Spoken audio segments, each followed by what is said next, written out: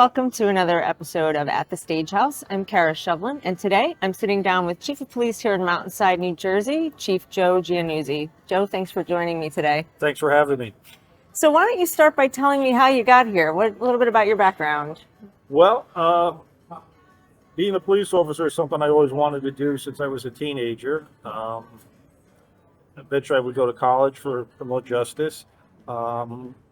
I became a part-time, or as they call it in New Jersey, special police officer in 1985 while I was in college and school. In 1989, I became a full-time police officer for the Middlesex County Sheriff's Department. And then in 1992, I was able to be successfully hired here in the borough of Mountainside. And you mentioned something about a grant at that time for hiring new officers. Tell me a little bit about that. Correct. Around the time of 1990, the country was in some bad financial recession at the time. Police officers were being laid off, believe it or not, in New Jersey. I think Elizabeth laid off around 100 police officers around that time. So a grant was put out either by the federal government down through Trenton called the Safe Neighborhoods Program. And that provided funding for at least one police officer here and throughout the state. Other municipalities signed on to that grant. And I was hired under the Safe Neighborhoods Program. I had to wear a patch on my right sleeve, which indicated I was being paid under that grant. And then eventually the grant ran out, and I remained on the police force here. Nice. So tell me about the department here in town. How many officers are there? What's the makeup? What does it look like? There are 22 police officers from the chief of police on down. We have 4 civilian dispatchers. We do run our own civilian dispatch center here, manned by civilians. We have 4 platoons or 4 shifts of police officers. Each platoon has 4 police officers, a sergeant, a corporal, and 2 police officers and a dispatcher assigned to it. And they work at the same time? Shifts A and B will work on the same time. They will work 4 12-hour days, and then they will be off 4 days. And then shifts C and D will come on for those other 4 days. And where do you find dispatchers? Have they been with you a long time? Do you train them? Dispatchers have been with us for a long time. Some of them have recent hires, but it's sometimes it's a stepping stone for people that want to become police officers. They take the dispatch role, and then other people are just remain in that dispatch role. That's kind of their job, what they like to do. Yeah, very cool. So what's like a typical day in the life of an officer here at Mountainside? Typically, what do they fill their time with? Well, the day shift and the night shift are different, as you could imagine. During the daytime, Mountainside's population increases, as does every other town. The businesses are open, the roadways are busy. So things become a little bit more busy in the daytime for us with service calls, traffic accidents, motorists that are broken down on the side of the road, burglar alarms, fire alarms, assisting elderly people, medical response calls, and then a lot of traffic enforcement is a big thing for us. We do have security checks where we check on the school buildings during the course of the day. On Sundays, we check the houses of worship at least once during the Sunday mornings.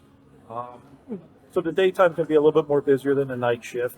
Night shift starts at 7 p.m. for the police officers, and it's pretty busy until around 11 or 12, and then things begin to quiet down for them.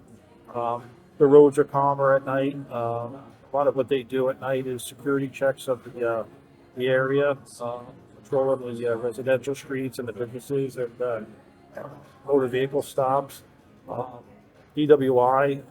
Interestingly enough, DWI is, for whatever reason, it's on the rise again. We really don't know why, but it's not uncommon for them to arrest one DWI at night anymore. It's very much on the return, I hate to say. Yeah, that's but cool.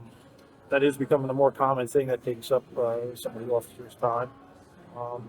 Traffic accidents at night can be a little bit more serious than they are in the daytime.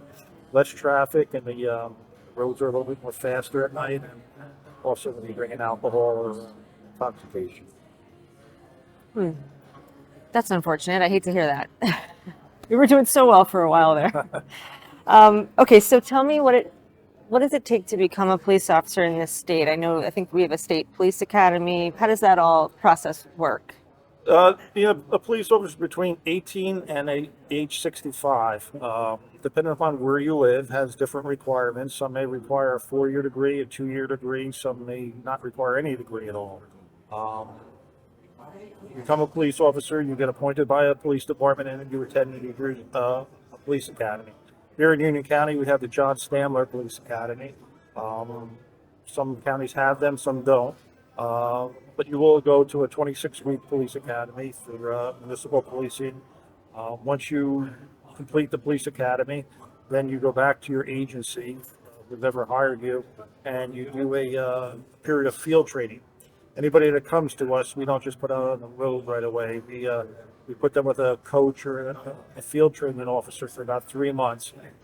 We want to see how well they respond, how well they react in different situations. Naturally, we want people who are calm and able to handle the situation at hand. So it's an observation in a way, in addition to a way of us to train them in our ways and our methods for them to learn the lay of the land and the streets here they control. Once you're done with your field training, then you generally get released to be alone during the year. And the officers ride alone. They don't ride with a partner or anything like that typically. Here in Mountainside, we do not. Yeah. We ride by ourselves, give us a better coverage, get more vehicles out on the road. Right, right. But we are very close contact with each other. The surrounding municipalities are always nearby, in addition to the Union County Police. Right. Speaking of Union County Police, tell me a little bit about how that works. So we have local police departments in every town. I know at least in Union County we have a sheriff's department, and then there's state police. So what do those different organizations take care of and focus on? In New Jersey, it's the rule of home rule is what they call it. So basically almost every town in New Jersey will have its own municipal police department. Only the most rural of communities do not. And those are served by the New Jersey State Police. They call it general policing station for them. Generally, that's out west in Hunterdon and Warren County, or down south in Salem and Cumberland County. Once a municipality grows to a certain level or population, the state police will say it's time for you to form your own police department. That's not really something that they want to do. The state police, naturally, they patrol the turnpike and the parkway and our interstates, but they also do a lot of specialized work with bomb squads, marine units, threat assessment, and a lot of behind-the-scenes specialized stuff is what they do. Here in Union County, each municipality has its own police department. There is the Union County Police, which patrol the county parks and county buildings for Union County, and they offer us, the municipalities, assistance in other areas such as a bomb squad. They do have a marine unit. They do have the ability to bring boats to us if we needed to search a lake or something like that. So they provide a great amount of assistance to us whenever we need. They're always right there. Union County Sheriff's Department is something different. Generally in New Jersey, the Sheriff's Departments focus on the courts. So for the most part, they provide court security for the judges and the buildings that are there. They serve warrants and different court papers, some prisoner transportation and things along that lines. And then we have the state police, as we mentioned. There's also the county prosecutor's office, which provides us with investigatory assistance. So if we have a major case or something going on, we can always go to the Union County prosecutor for legal advice, or they can give us additional personnel if it's something really involved that they would, be specialized in. Nice. There's a lot going on. There's a lot, but it's called collaboration. Yeah. And you have to work with, then on top of that, there's a whole bunch of federal partners out there that are there. Right. But for the most part, as a municipality, we're dealing with the county prosecutor. Yeah, that's fantastic. I would imagine you've seen a lot of changes over the years, so I want to ask you about that. But first, let's take a quick break. We'll be right back with more at the Stage House. If something doesn't feel right, it probably isn't. If you ride New Jersey Transit trains or buses, or live or work near a station, you know when something doesn't feel right. A person, a bag, or box. If you see something, say something to the NJ Transit Police at 1-888-TIPS-NJT or text your message to NJTPD. That's 1-888-TIPS-NJT or text NJTPD. And don't hesitate. A moment's delay may be a moment too late. Welcome back to At the Stage House. I'm Kara Shevlin, and once again, I'm sitting down with Chief Joe Giannuzzi of the Mountainside Police Department. Welcome back, Joe. So we've talked about a bunch of things, about some shared services and training and things like that. And you've been on the department for quite some time, so I bet you've seen some changes over the years, few decades you've been around, right? Sure. Talk to me a little bit about that. Maybe start with some of the changes maybe in technology that you've seen. Sure.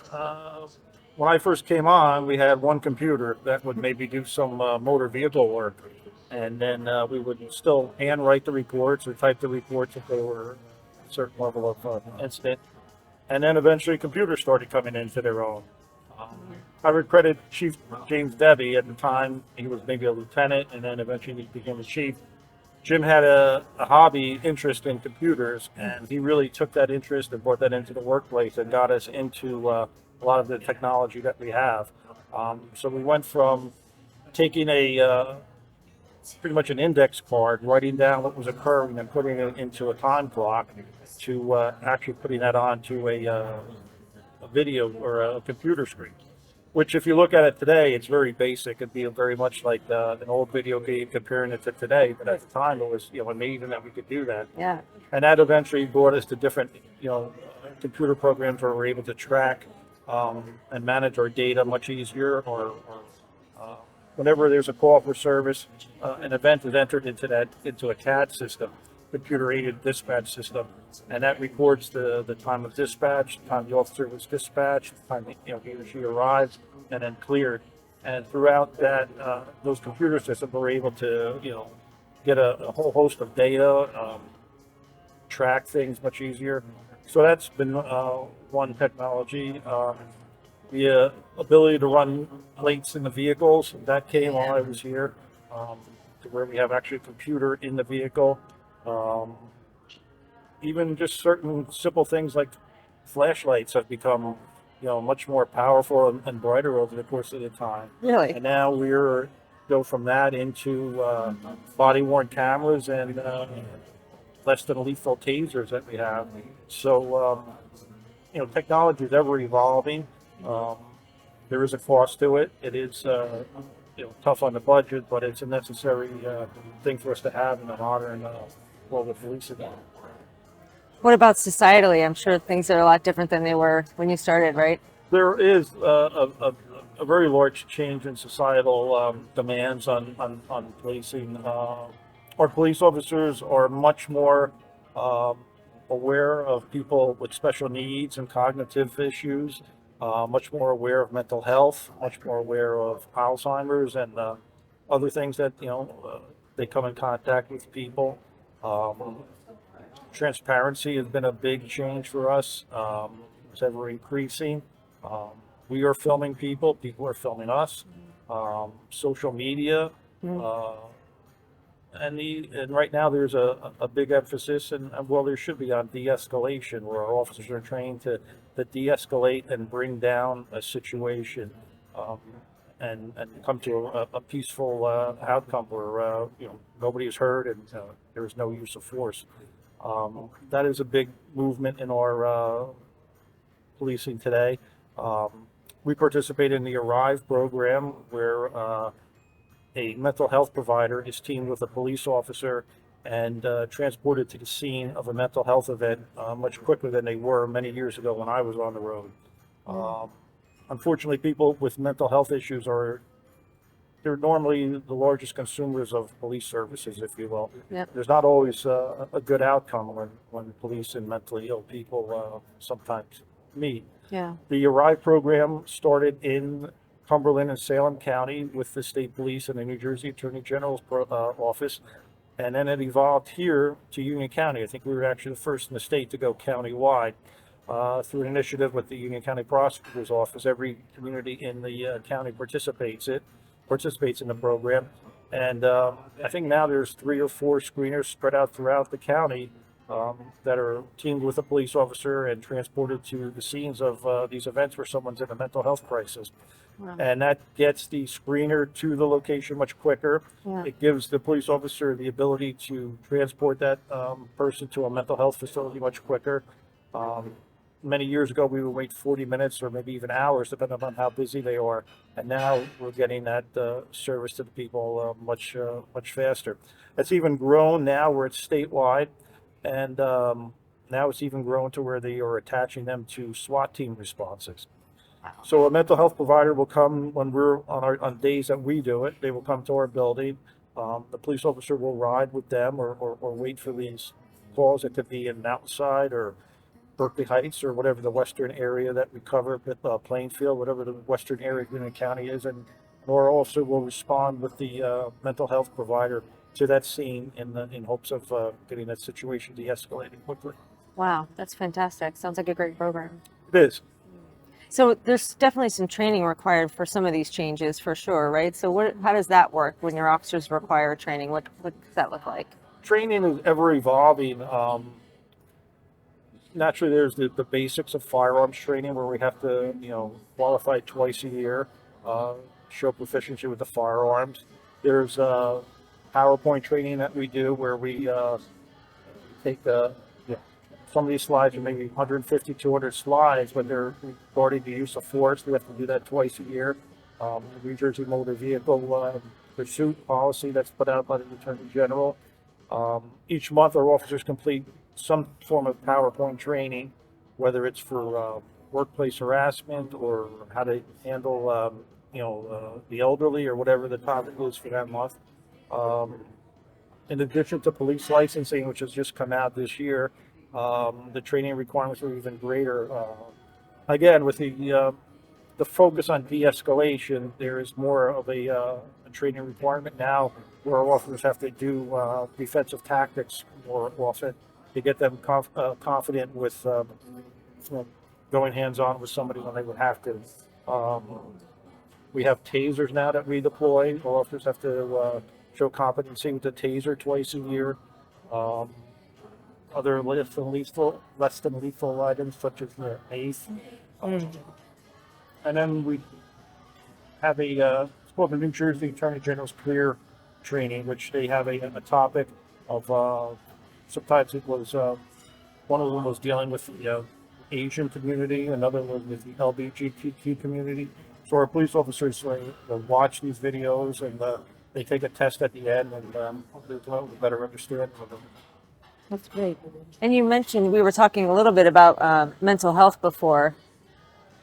What does that look like? Is there a support system in place for the officers as well, focusing on mental health? Unfortunately, nationwide, law enforcement suicide is a big thing. So there's been more, in my time, there's been more of an emphasis put on resiliency, police officer resiliency.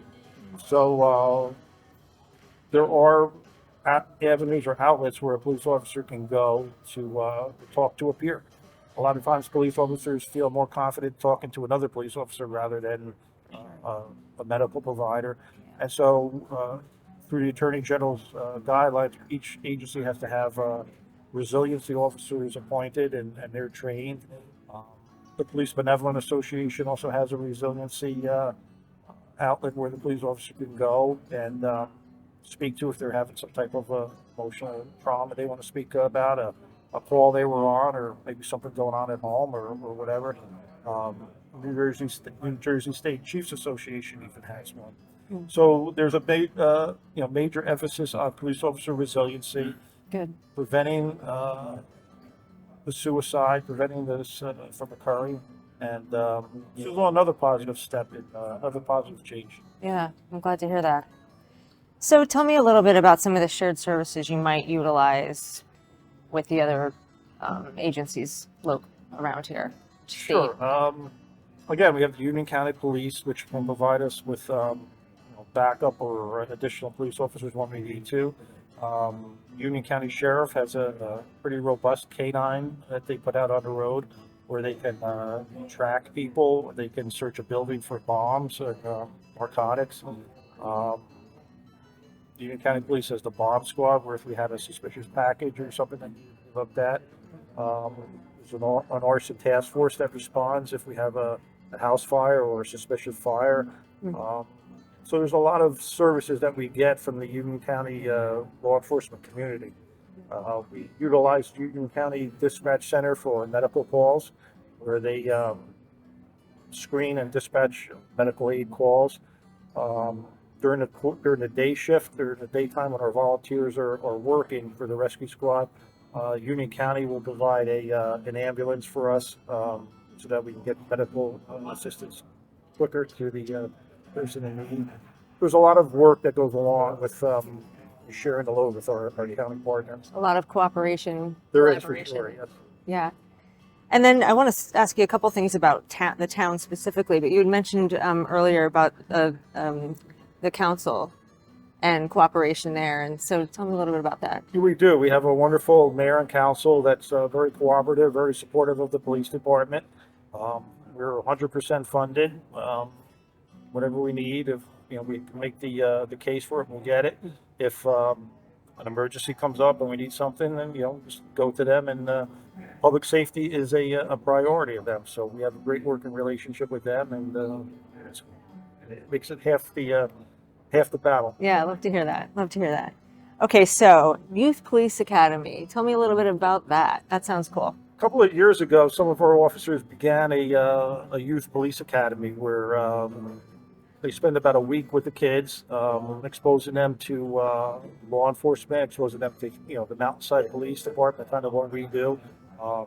It'll be our third year, I think, this summer doing it. Each year, these programs grow and we build on them, and it's going to be continue to look for another successful program this year.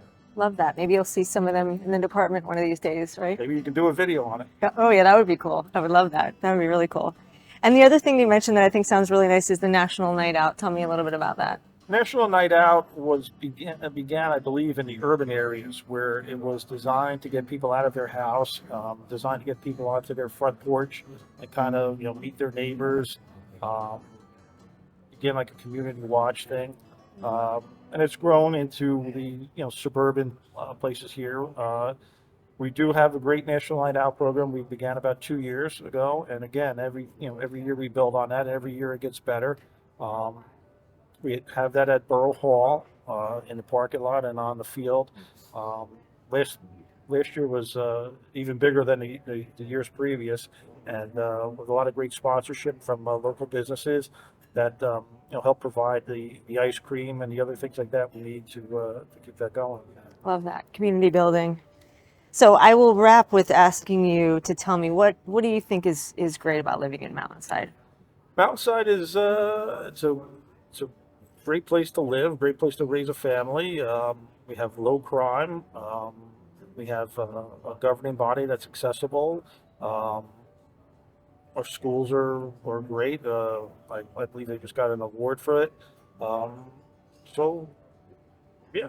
Yeah, I'm sure that's why a lot of people choose to move here when they do. They do, and houses go very quickly. Yeah. And it is a great place to live and work. Yeah, I agree.